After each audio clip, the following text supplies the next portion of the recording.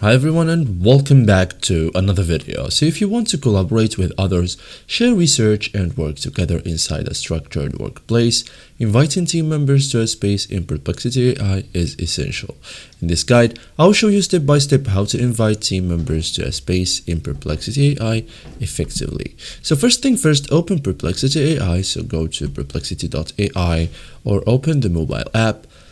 Log into your account and be ready to collaborate. So now go to your space. So open spaces section. Okay, select the space you want and the workspace will be opened. Okay, so find the invite option. So look for invites button, share or friends icon. Okay, then it's usually at the top of the space. Okay, so after that, add team members. So enter email addresses or select contact, add multiple people if needed.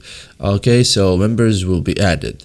You can also set permissions, so choose rules like viewer or editor, so the viewer can only see content, the editor can add and modify, so assign based on needs. Okay, you can also send invitations, so click send invites. Members will receive access and their invitation will be sent. Okay, confirm they join, so check members list, ensure they accepted. Okay, and verify access. Okay, so thank you guys for watching this video and see you guys in the next tutorial.